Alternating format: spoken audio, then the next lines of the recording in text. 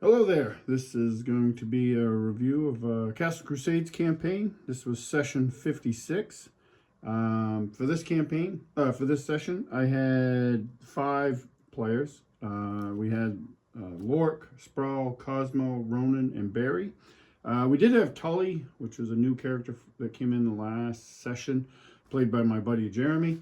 But Jeremy couldn't make it. He had some family stuff come up. So he agreed to let one of the guys play Tully. So how that works in my game is that's completely up to the players. I won't play their characters when they're not here. Um, and if they agree that someone can play their character, that means they're in play and can suffer the consequences for that. They don't get XP, which I'll have to think about if they can actually suffer the consequences. Maybe they should get XP. I'll have to think about that. But as a general rule, if the player's not here, their character doesn't get XP. But Jeremy's a really good guy, and he was wanting to make sure he helped the party out because he knows that they've talked about this off game where they don't have, like, Lork is their only frontline fighter. Ronan's an archer, and Sprawl tries to fit into that role, but he's a cleric, so he's not as durable. So they hurt that way. And when he built Tully to be like a frontline fighter type. He's a paladin, but he's a frontline fighter. So look, they agreed to do that. We picked up right where we left off. The party is, if you look at this here, they're in this tunnel, but they're ways back. And they know kind of what's up ahead because some of the characters have been here before, like Lork and Barry have been here before. Ronan's been here before. But like Cosmo and Sprawl were not here.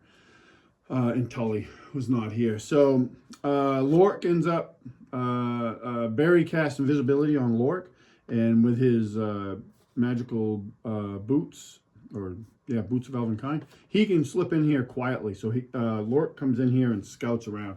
And he finds this area heavily guarded, more so than it was previously when they were here, and that's probably a couple reasons. One, they were here before, they had a big fight, they defeated the guards here, and the Dark Dwarves have been fighting with Unglock, the stone giant, so they're much more on high alert. This is the entrance to the Dark Dwarves or the Durgar realm. So Lork finds guards posted here, and some here, and there's lines going down into this shaft, and this shaft, they've decided, is how they want to get past this. They're told by Oslin, the gnome, the deep gnome that's with them, that going through that gates leads to the Dark Dwarves, like their main thoroughfare, their main way. And he's like, we'll meet way too much resistance if we go that way. We should go down this shaft, which he's been down partially, but not all the way. There's a cage over there with some prisoners.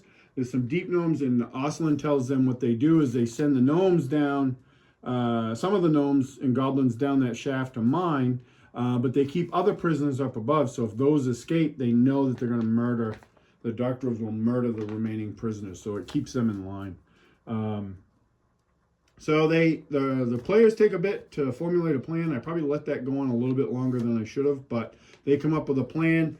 Up here, there's some more guards, and it's not displayed on the terrain, but there was like a rack with this big horn on it, and they knew that would be like a signal horn, so they needed to shut that down. There was some debate, quite a bit of debate on what to do with that. Ultimately, what happens is Lork makes his way to that horn, and I think he just knocks it over, and that drew the attention of the guards.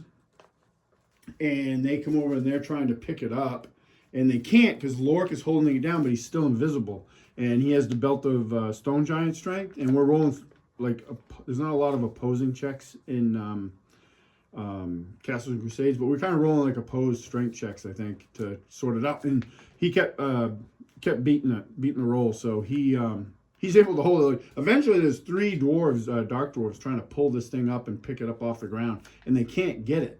And he's just holding them off. Meanwhile, the remaining party draws attention of the 2 guards that were here, draws them back further in the tunnel. Cosmo has set himself up with some concealment, and hiding in shadows. And he waits for those dwarves to go past him, and then he comes out and he backstabs one of them, almost kills him. And then there's a little bit of a battle there as the rest of the party joins in, and those are quickly finished off. They try to call a warning to these guys when they start to go down the tunnel, because what drew them down the tunnel was other than Cosmo, nobody can be quiet with that part of the party. Barry's okay at it, but not perfect. But Sprawl and Tully and Ronan, all armored up, are not going to. And Tully's wearing a headlamp. So kind of purposely, because one, they need light, but also to draw attention. So that when the dark dwarves start down that passage, they call back to two guards that were here. But this is a pretty flowing body of water, and it comes down off this imaginary cliff here and then runs into a waterfall off that side, and that side is open to this massive expanse. So the guards don't hear them, and they finish them off.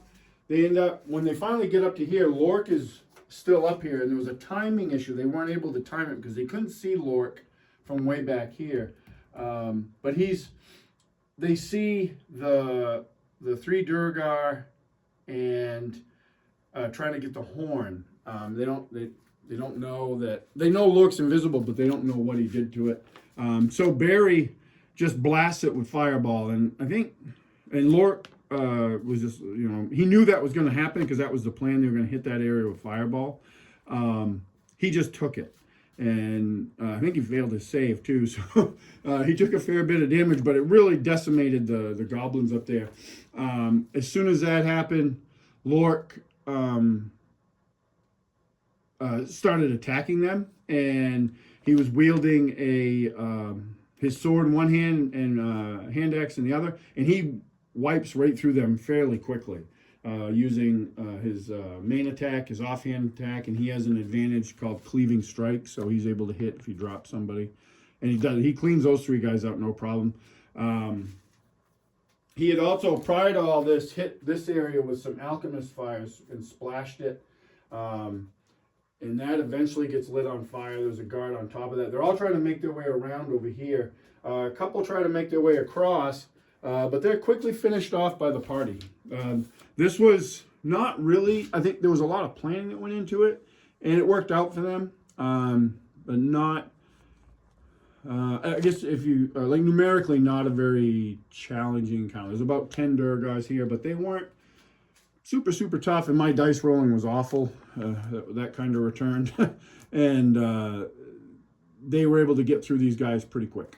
So then they're like, as he had done before, way back when, if you saw the last time they were here, Barry hits those doors, those gate doors, with a web spell to hold them off, because one, when the fireballs and stuff are going off, it lights this area up, which shows through this cavern down there to the right.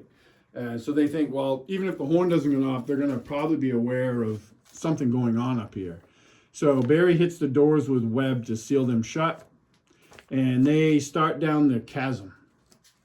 One of the things they do is Barry drops a stone that he has continual light cast on. He drops it down there, and they estimate that it's over 250 feet to the bottom. It's like not completely extinguished, but like it looked more like a little pinprick of light at the bottom. So the ropes and stuff that were tied off on this scaffolding burned away because this eventually got fully engulfed, and they go down. So they start freehanding. It's not a sheer climb at first, but it becomes that way.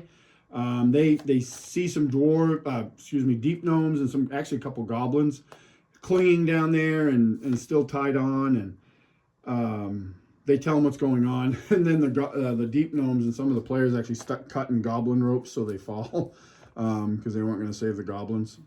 And they continue down. They eventually get down. Lork is the lead climber, so he's climbing down. And he's about 60 feet ahead of them. They'd set up, rigged up some ropes with a pickaxe, wedging it in like a big piton, and tied themselves off, and that gave them, because they were really nervous, and rightfully so, about climbing, because it's very dangerous.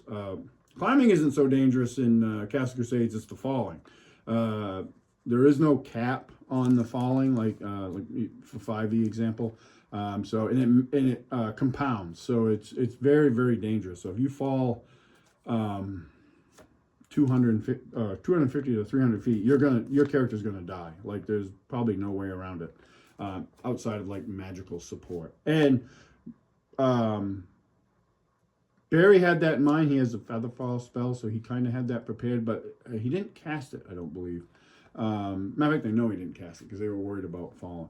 Lork starts his way down, and he's about 60 feet down. He finds a ledge that he can actually stand on a little bit. It's not very wide, and then he starts to go past it. And when he goes past it, they hear, coming from below them in this shaft, this like low rumbling moan that comes up, and that has an effect on them.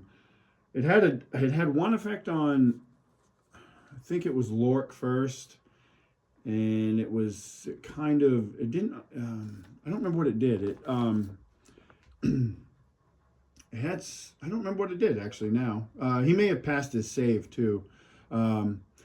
Regardless, everybody hears it, and for everybody above, it had this different. It started to unnerve them, and they took a negative modifier to like attack rolls and maybe even damage rolls. But when Lork hears this, he's trying to look around. He's facing the wall of the cliff, but he's looking around. As he looks around, he sees something detach from the far side of the shaft and come over and just engulfs him. And it's a cloaker. And it was the players, because I have a whole experience table full of players.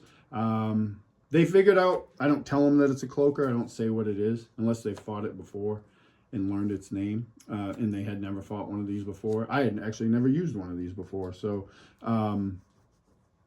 the players knew what they were. They didn't know what they did. Some of them kind of knew, but like probably not super familiar with the Castles and Crusades version.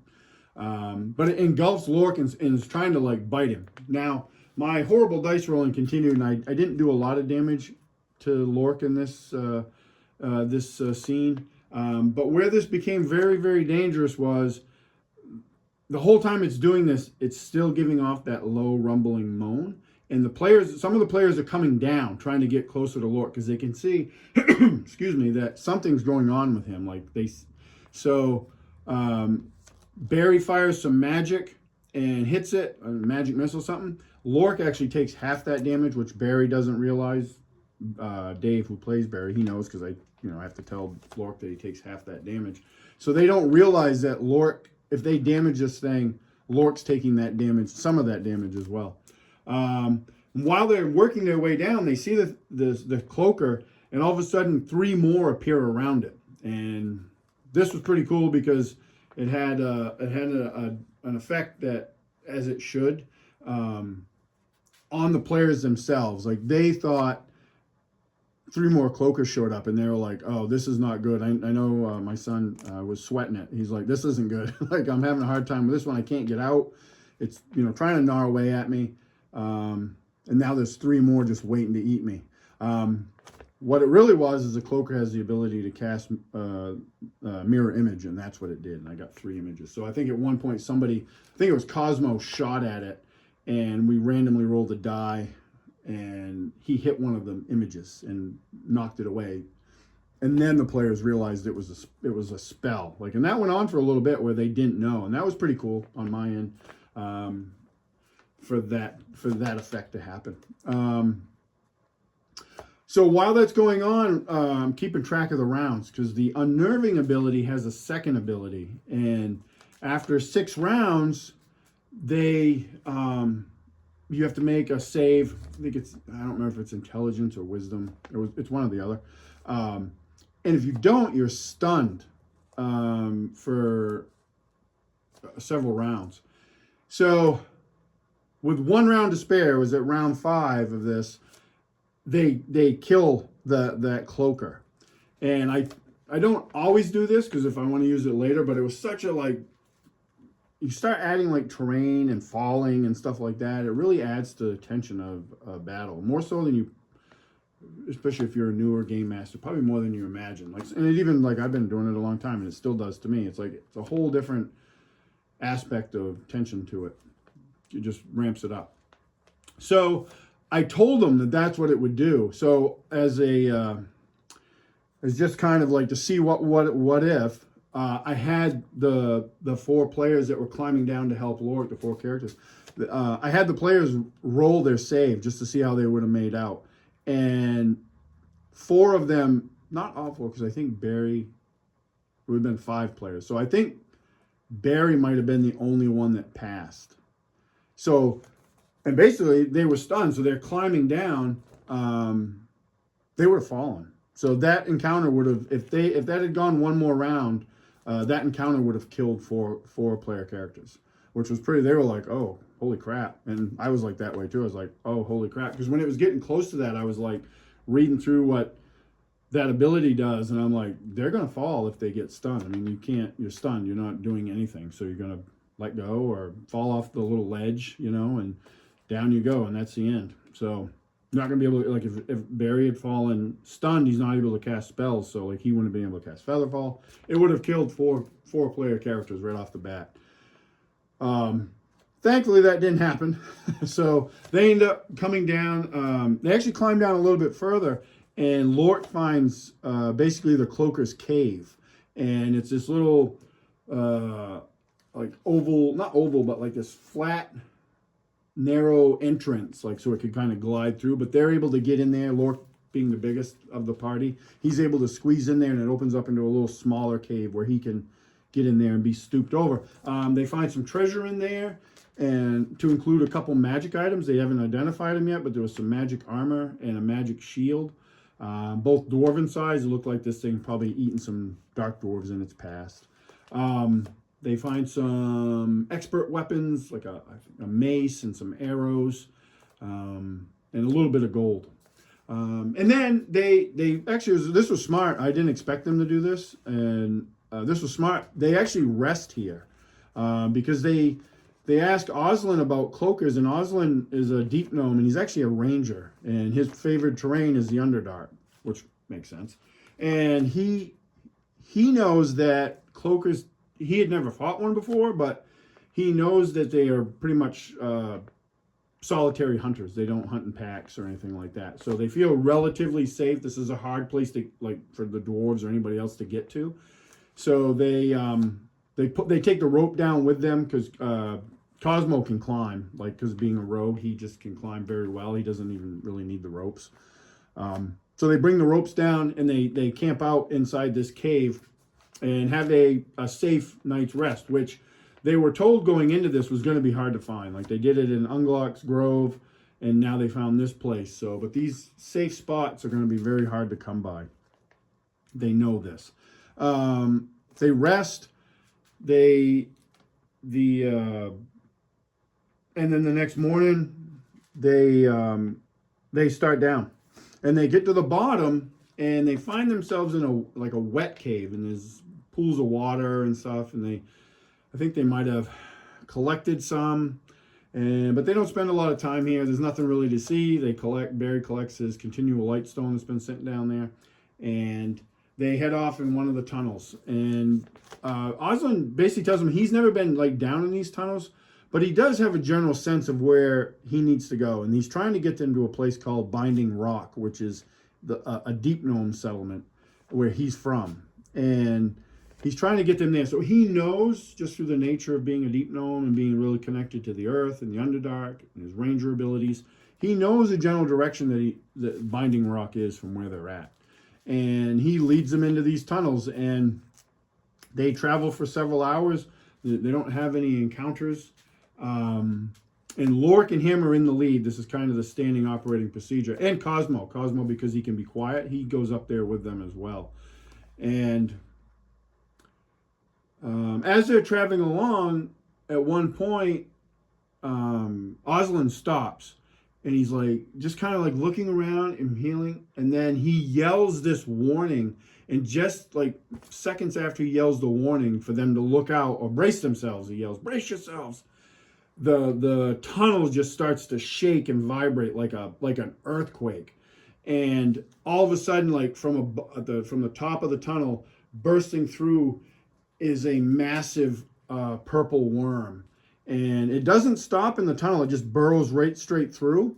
So all they see is these just giant purple scales, because they're really, really close. I mean, they're within the scouting three, the lead three, they're within 10 feet of this thing, as it's, and they're getting buffeted by stone, and the purple worm bores through, and it keeps going like deeper, and trailing it is just this torrent of water, and it washes the whole party down this shaft following the purple worm.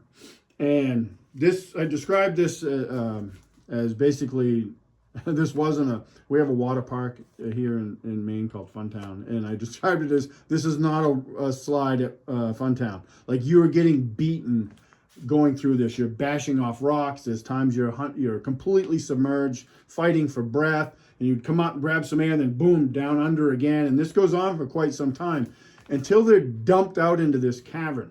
And to make matters worse, what I had them do, I had each player roll D100, and everybody rolled individually. And what they came up with was the percentage of their hit points they had lost. And for the first time ever, my friend Dave, my buddy Dave, he rolls 100. So he loses, Barry goes down to 0 hit points. So he plops out into this cave, and he is at 0 hit points, dying, basically. The party recognizes this pretty quickly. They gather themselves. They bring Barry back through their, they have Sprawl, who's a cleric of Thruster. You have Tully, who's a paladin of Thruster as well. And he, paladins have lay on hand. So they get Barry up. They have a bunch of potions. But it was a moment, and it was actually kind of, ironic. First time he ever rolls a D100 to get 100, and it's to see how many hit points he loses. But I thought that was a real good mechanic. It worked well. I got some good feedback from the players about it. Like, it was an interesting way to do it. Instead of just rolling like random damage dice, it was just that, because it was such a long ride and rough ride. So they collect themselves, a little battered and bruised, but they're, they get ready to move on. And again, Oslin, who's their guide, he tells them, like, looking around, I described the place as, other than the water that just poured into this cave, these are dead caves. There's like no like moss or lichen or anything like that. Like, if it is there, like, it's just dried up and dead. Like, if they pick it up, it just crumbles the dust in their hands. And Oslin looks around for a little bit, and he leads them, and then they find a tunnel out. There's a tunnel where the worm went. They don't go that way. They take a different tunnel. And Oslin tells them that they are in a place called Mos Petra, which is, in his language, the dead caves. And they don't know what, like, his people don't know what caused this, but something happened here, and like all life in these caves died, and it was a long time ago. So he just, he's like, we need to get out of, we don't come here. Like, he tells them, that's one of the things, is like, we don't come here because it's dead, and we believe it's dangerous. So he's like, we need to get out of here. So he leads them on, and they again trucking along, traveling as best they can. They go for a few more hours of travel through these series of caves and tunnels, and it's all dead caves. And you have Lork, Cosmo, and Oslin up ahead, but you're usually ranging about 60 feet ahead of the party. When from behind the bulk of the party, that group, not the lead group, they're suddenly just hit with this blast of pain that like spikes through their brain. And let me put this up so you guys see it. I described that, and then we put this board out. There's another, you guys have seen this before.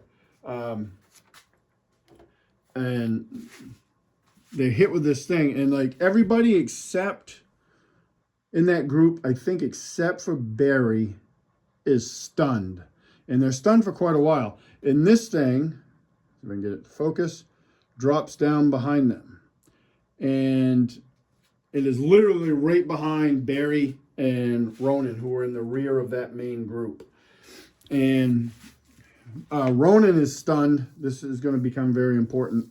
And I can't remember. I wrote it down. I think I wrote it down. He got stunned, and I'm trying to look at my notes real quick, but I don't see it. Yeah, I don't see it. It was a number of rounds he was stunned, like quite a few. And Barry sees this, and he's like, I'm out of here. I think we rolled initiative, and I was rolling like crap for their initiative, and they beat me. Barry casts Fly on himself and then flies off. He does draw an attack. He takes a hit, but it doesn't drop him. Meanwhile, this thing, I'll bring it up again. This is quite the horrific little miniature. And I'll talk about that in a second, or try to. And it has these tentacles. And this is basically what I call the Mind Flayer Hunter. And it's a little bit of a homebrew, so it's tentacles. He's got 4 tentacles, like a Mind Flayer does, if you're familiar. And it attaches them to Ronan's skull.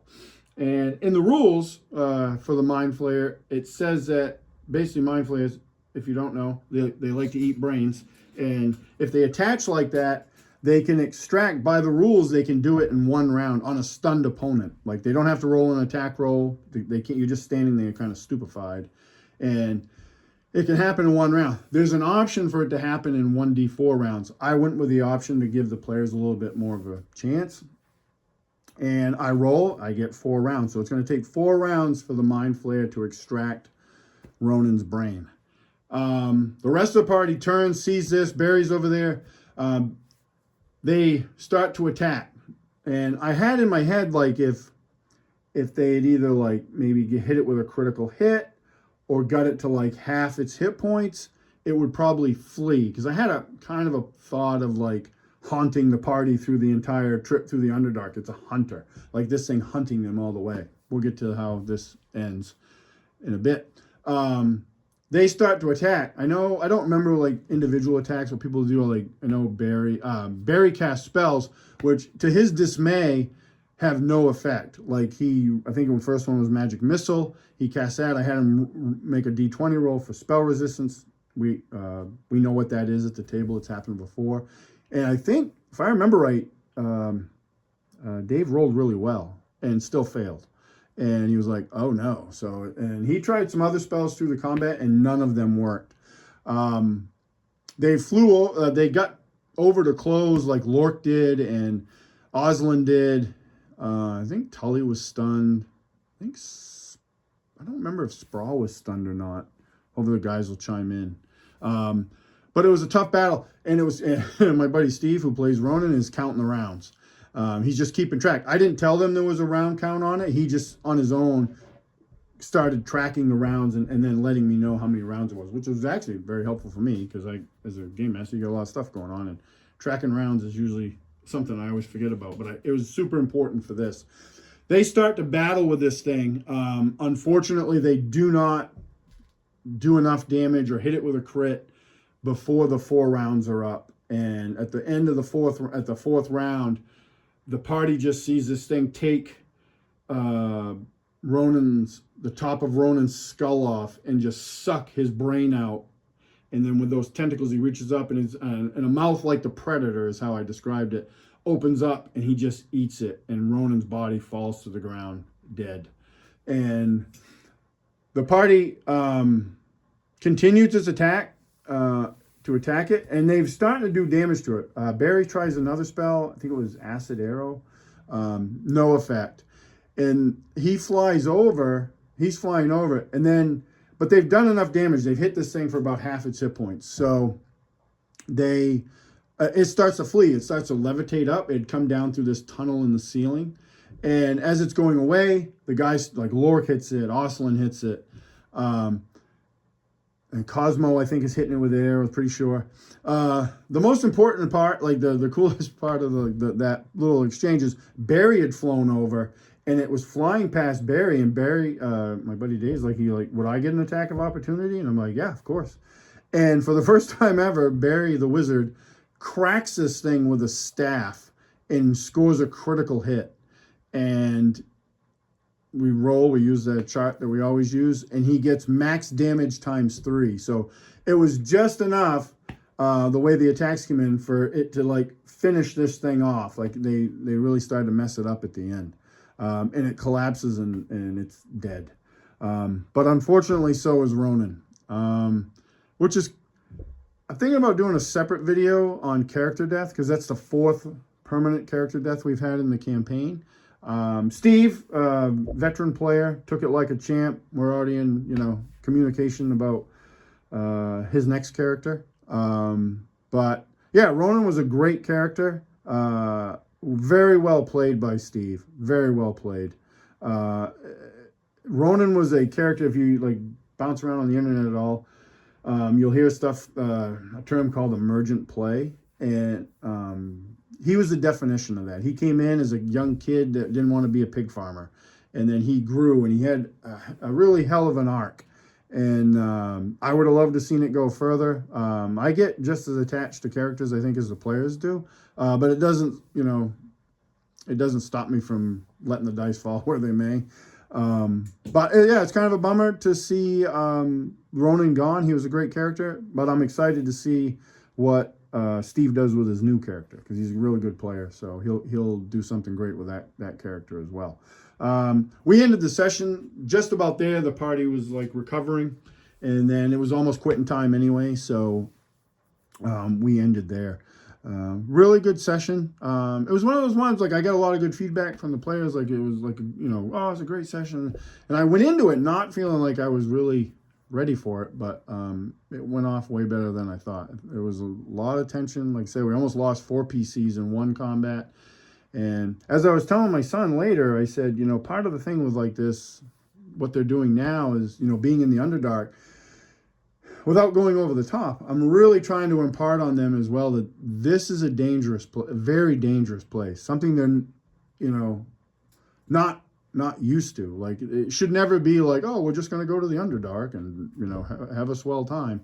No, it should be like something with a little bit of, in my opinion, a little bit of trepidation and fear. Like, oh, it's pretty dangerous down there. So yeah, that was the session. Terrain. You guys have seen a lot of this. It's just this was great that I actually got to rehash this big piece and use it again. I never thought I would, actually. And then, ironically, it was nice because some of the players at the table had never played on it. They'd seen it, pictures of it, but they'd never actually played on it. So they got a chance to play on it. And they actually gave me some ideas on how I could use it again, which was cool. I'll remember those and hopefully get to do that. This guy here, just real quick. I don't want to run this video too long, but just real quick. This guy here, this is a Games Workshop miniature. It's a Tyrannid called the Death Leaper. And when they first announced this, and as soon as I saw it, I'm like, that is a mind flayer, and I'm going to use that one day. And I bought it like a week or so ago, knowing they were in the Underdark. Got it painted real quick. Built this custom base for it, because the one that comes with it, it's part of Tyrannids are part of Warhammer 40K. So it had more of a science fiction base, so I just built this base for it and put him on it. But yeah, real great miniature. That was a lot of fun to paint up and use at the table. So yeah, that's it. We're playing again on the 8th of March is our next session. We're trying to get another one in sometime in March, later in the month. I'm trying to get us on a bi-monthly schedule instead of just once a month. And then we can really pump the sessions up. Oh, and I always forget this, real quick. I always forget this. Barry, at the end of it, I gave out XP, and Barry is now a 7th level wizard. So I didn't forget this time. Good job, Dave. You're working that slow grind really well. But yeah, that was the session. We'll be back again on the 8th. I'm going to try to do more like smaller videos in between. I keep thinking of something to do, but I just got to get them done. But I appreciate everybody watching and all your comments, and I'll catch you at the next one. Thanks.